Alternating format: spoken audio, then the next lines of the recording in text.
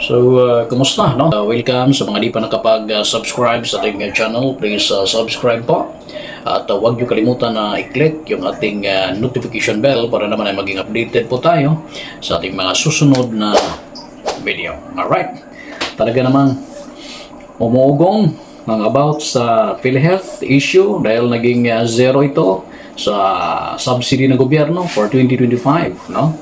Napag-usapan at umabot ang usapin doon sa Kongreso na naman, kung saan ay mula sa Kongreso para para sa kanilang agenda at sa kanilang approval para sa version ng lower house at umabot ang BICAM conference at naging approve ito at naging wala, no, ang 2025 budget for PhilHealth dahil umano ay ito ay may budget na sapat naman ang PhilHealth para mapangsawaan at mapanagutan ang kanilang responsibilidad sa mga taong bayan, lalong-lalo na sa mga miyembro nito at iba pa. Ngayon,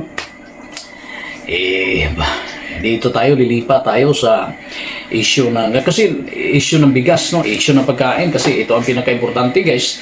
Alam naman natin na noong nakaraang linggo ay ginanap din ang talakayan, no, sa Kongreso pa rin ukol sa murang bigas na kung saan yan yung inaasahan ng taong bayan. Aabot kaya bago matapos ang termino ni Ferdinand Bongbong Marcos ang usapin ng pagmura ng bigas, guys. Kaya ito kasi maka-3 taon na siya, no? Inaasahan ng taong bayan yung umuugong na 20 pesos per kilo ng bigas. Kaya yan. Tingnan natin. Meron pa naman pagkakataon na panahon. Pero ito, na-observe natin at talagang ipinagsigawan ng taong bayan yung pagmahal ng bigas ngayon. Aanhin ba natin yung ayuda na yan? Yan. Magandang bagay yan, no? Magandang mungkahi, magandang move, magandang galawan ng gobyerno. Yun yung mga programa na noon pang nakarang administrasyon na talaga namang banid para sa atin na pangtapal pansamantala sa kumakalam na tiyan ng ating mamamayan. Pero hindi po ito long-term solution dahil ito ay allocation, no? Budget ng gobyerno, lalong-lalo na sa tinatawag nating AKAP, yung tulong para sa mga kapusan kita, yung AX para sa ating mga kababayan na in case of emergency, mayroong matatakbuhan, hospitalization, at kung ano-ano pa ang mga pamamaraan para matulungan ng gobyerno. Napakagandang move po ito. Ngunit, yun na ngayon sinasabi natin kanina, ay hindi po ito long-term solution dahil mauubos din ito. At hindi lahat din naman nabibigyan ito. Ayun. Kaya gaano man kalaki ang budget ng national government para dito, pag ito ay na-download sa lokal na pamahalaan through DSWD, ang lagi nating hangad na sana naman ay hindi ito magagamit na pamulitika, hindi ito magagamit para sa personal na interest ng mga politiko na naglalayong tumakbo o nagpaplanong tumakbo ng kung ano-anong posisyon ng gobyerno sa mga darating, kung hindi man ngayon, sa mga darating panahalalan dito sa ating bansa.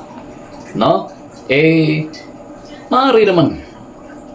Maaring gawin na may kaugnayan sa pamulitika, maaari ring hindi, no?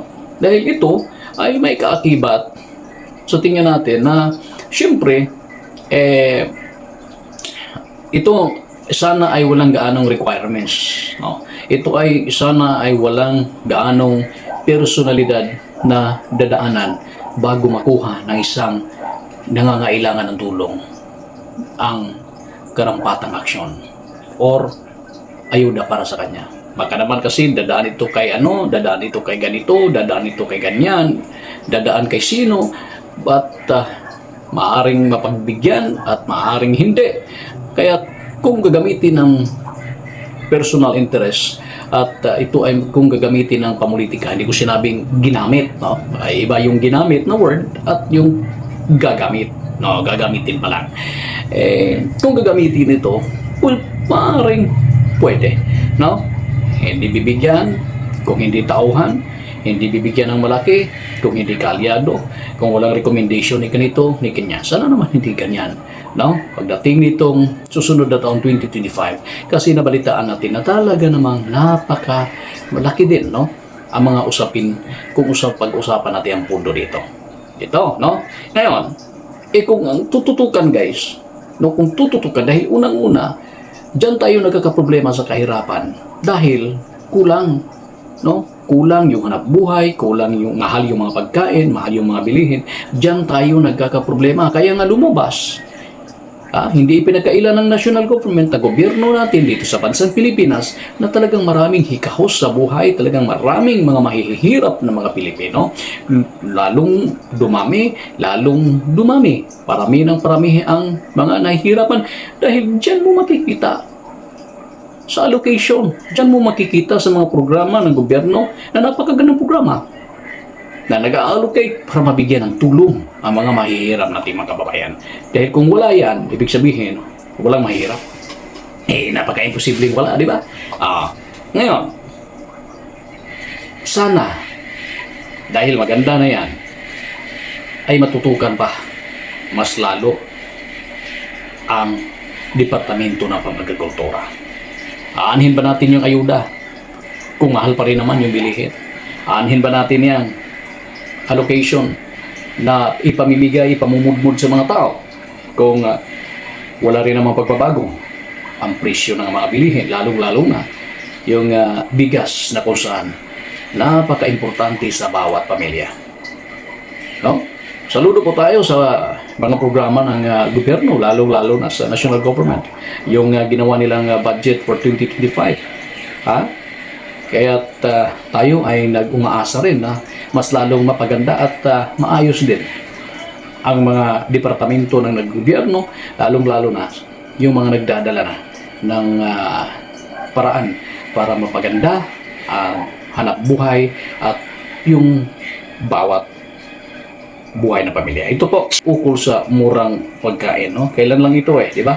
Nung nakarang araw, ito pakikinggan po natin. Of Congresswoman that there's the records would clearly indicate the apparent shift in the lending percentage from those period. And I think I also agree that since I'm new there, it's better for Land Bank to explain this in a session. Madam Chair. There. Farmers, 40.8%. So, halos farmers and fisher folks. So, something is very wrong. Mr. Chair. Yes. A short inquiry to Yusek Asis. Since you're the alternate representative in the board of Land Bank, alam niyo naman kung ano yung allocation of the loans provided. Ano ba ang primary Sino ba ito? what is the priority of Land Bank? Ito? Tingnan natin si kung Beron ba ito? May tanong si ito paparinig natin. Ano mga Meron industry Land Bank ang focus nila na nagpapahirap sila ng pera? Because I understand that Land Bank has shifted. Doon sila gusto magpapautang sa mga manufacturing industries, mga ganon Iba rin priority ng Land Bank ngayon So can you enlighten us since you sit in the board, Yusek Asis? Magawa ng paraan at kung meron mang mga sa pamamagitan dyan ay mag-aangat ng karagdagang pag-asa para mabawasan yung kahirapan na para mapalago yung agricultural inputs ng ating bansa. So wala silang problema doon sa collection. They don't have problems with non-performing loans. Sigurista si Land Bank doon siya magpapautang kay LGU kasi sigurado siya na babayaran siya. So ayaw magpautang sa farmers kasi nagdi-default ang farmers. So but that should not be the policy of government, you said. I'll be able to provide the numbers during the next I'll meeting. provide Yes, the numbers. But not today. The loan portfolio of Land Bank for small farmers is 39 billion. For small fisher folks is 698 million.70. So that's the number. Meron din naman, no? you only lend 698 million to small fisher folks and 39 billion for farmers. Mr. Chair, do you have Malaki an rin, allocation malaki rin, no? for health facilities? Kasi yun ang pinapa-enlighten ko sa land bank eh. Alam niyo bakit nagka-problema tayo? Malaki, 32 billion. 32 billion. Kasi after pandemic, nagkakaproblema, ayaw na ni land bank mapautang sa mga ospital kasi maraming nalugi ng mga hospital also during pandemic. So but that should not deter them from lending and supporting projects on health facilities. Thank you, Mr. Chair. Anyway, for everyone. Meron din naman, no? Kung babalikan natin, guys, sa farmers. Yan, magandang balita po yun, no? Na meron talagang meron mga nakapag-benefit din ito. No? Benefited din dito yung ating mga farmers, no? Ito paparinig din natin. Kasi ito ang isa sa mga dahilan kung bakit pinag-uusapan natin dito. Dahil napaka-importante na mabigyan din ng atensyon yung sa agriculture, no, na kung sa tingin natin na kailangan pa nating hubugin ang takbo ng agrikultura, mas lalong dapat ang national government ay lalaan at bubuhos din ng malaking pundo dito dahil through Department of Agriculture. So guys, tutuloy natin. Dahil dapat ipag-present namin sa susunod. Mr. Chair, sa NEP, bumaba yung budget ng NIA. Pero pagdating sa BICAM report, mukhang meron report na 9. NIA means National Irrigation and Administration, na kung saan isang susi ng pagpapaganda ng pananim ng ating mga farmers sa iba't ibang mga lugar. Pagbibigay ng supply na tubig para sa mga nahihirapang mag-supply ng tubig. May budget din po yan. At nai-implement doon sa ibang mga kabayan. Tingnan na lang natin kung anong resulta nito ngayon. 69 billion, more or less the same ng 2024. So, ako, Mr. Chair, personally, talagang kailangan nating increase continuously ang budget ng Department of Agriculture. Even si Presidente, lagi sinasabi na medyo napabayaan ang ating sektor na agrikultura.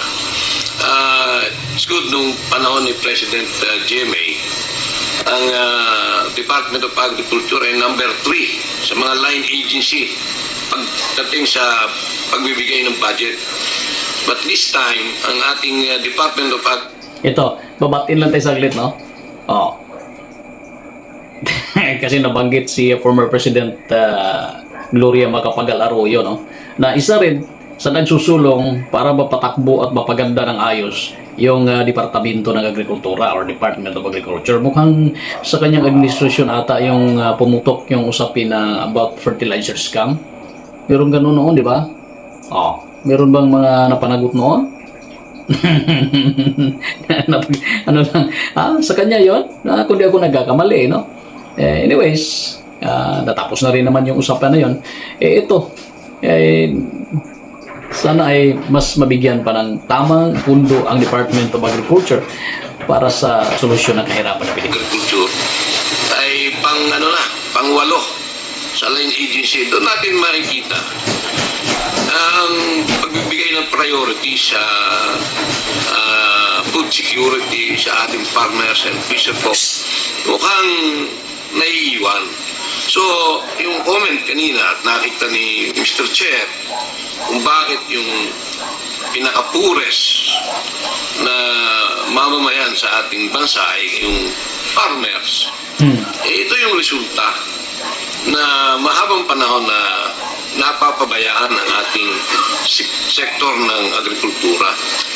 Hindi lang sa budgeting o sa pondo, even sa protection. Si ano ito guys Representative Briones, sino to? Nicanor Briones, Representative Nicanor Briones. Kano-ano kaya ito, no? Representative Nicanor Briones. Kano-ano kaya ito sa ating dating mabait at talagang mayroong malasakit, no? Former secretary ng Department of Education na si Liling Briones. Walang issue yun, di ba? walang issue sa kung anumang katiwalian yon. Si Liling Briones, si former secretary, no? Ma'am, isa sa mga dapat tularan ng mga nasa gobyerno at lalong-lalo na sa Department of Education. Ngayon, yung mga pumalit, nagkagugulo-gulo na, ha? Wala tayong protection sa ating farmers. Sa importation, walang limitation. At basta nag-apply ka na SPIC, approve ng approve. Even ito time ng panahon ng harvest time. Hindi lang sa rice, sa lahat ng commodities ng agriculture. Iyon ang nangyayari. Basta nag-approve apply ng import permit para makapag-import ng any agricultural commodities, wala tayong limitation. So, tumataon ng harvest time, nalulugi yung ating farmers sa rice, sa sibuyas, sa lahat ng commodities, even sa pork and chicken. Kaya, hindi tayo dapat nagtaka hanggat hindi natin binibigyan ng protection sa over-importation. And ngayon, it's good na meron tayong batas na pwedeng... Ito yun, no? Ito yung mahirap na katotohanan para sa ating mga kababayan, mga farmers, guys. Wala eh. Na kung saan kung maganda yung ani, mura ang pagkakabinta nito. Mura ang bilihan. Samantalang yung mga agricultural inputs naman napakataas. Yung mga pananim, pagkahani, pag-harvest. Iwan ko ba? Sabayan pa nito mga import-import na ito. Hindi rin naman tayo nawala ng pag-asa, no? Na pagdating ng panahon, mas iigi pa ang takbo ng ating ekonomiya at ang takbo ng ating agrikultura sa pamamagitan ng pagdadala ng husto dyan sa Departamento of Agriculture. No? Sana naman yung mga nangangasiwa dyan, no? Bukod sa budget, ay maimplementar pa ng napakaganda ang implementation. Makapigil sa smuggling, hoarding, cartel, profiteering. Dati wala. So, hopefully, masampulan. Kaya nung mag-report si Mr. Chair na mukhang nag-uusap yung si Secretary at saka ang mga importers na para bumaba ang presyo ng bigas, which is good kung talaga mangyari. Pero hindi ibig sabihin nun, kailangan tumigil tayo para malaman kung bakit sa haba ng panahon ay binaba yung tariff rates, binaba yung bumaba ang international price ng rice, bumaba ang farm gate price, ay napagsamantalahan yung ating mga consumer na hindi bumaba yung presyo ng bigas. Hindi ibig sabihin na tumayag ang mga importers na yan ay ibababa, ay tapos na yung problema. Ang kailangan natin, masampulan natin kung sino yung nagsamantala sa panahon na dapat ay bumaba ang bigas, ay nagdusa ang ating mga consumer at bumagsak ang farm gate price ng ating mga farmers nang walang masasampulan, Mr. Chair. Hopefully, yung diin ng Quinta Committee para talagang hindi na mangyari yung pagmahal ng presyo in spite na dapat pinakikinabangan ng consumer ay hindi na maulit, Mr. Chair. At nangyayari lang yan kung may masasampulan. Pag walang nasampulan, Mr. Chair, naniniwala ako parang wala tayong batas na bagong itinasa na ang sabi nga ni Mr. President ng ating Presidente, enough is enough. Bilang na ang araw ng mga nagsasamantala sa ating magsaka at consumer. Hopefully, Mr. Chair, hindi magbago ang focus ng ating committee, Mr. Chair. Thank you, Mr. Chair. Thank you. Plato? Yun. Nakapunto rin si Congressman Briones, guys. Talaga naman, oo. Diba? Reality naman yun Yung mga anak ko, diba? Ilan na ba? Diba? Nakakarinig tayo na mga sinasalakay ng BOC at saka yung NBI. Diba? Meron silang operation nung mga nakaraang mga panahon dahil talagang tinitingnan kung sino yung kung may hoarding ba na nangyayari ng mga iba't ibang bilihin lalo na yung bigas tingnan yung iba kasi kung itatago di ba para pa kunti-kunti ang labas mahal na kaya kayong mga nandyan talaga kayo ang nakakaalam yung mga nasa posisyon, yung mga nasa gobyerno na may kapasidad to implement rules and regulations, to implement laws, to enforce the law.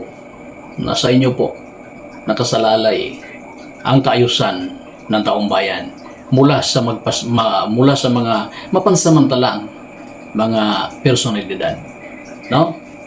Ito po ay sana naman ay maging maayos after nito ang takbo at usapin na kung saan ay umaasa pa rin ang taong bayan sa mura at magandang kalidad na pagkain, lalong-lalo na ang bigas.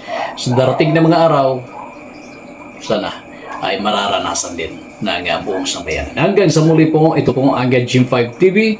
Sa mga di pa nakapag-subscribe, please subscribe po sa ating channel, ang Jim 5 TV. At huwag niyo kalimutan na i-click yung ating notification bell para naman ay mag-update din po tayo sa ating susunod na video. Maraming salamat at mabuhay ang buong Pilipinas.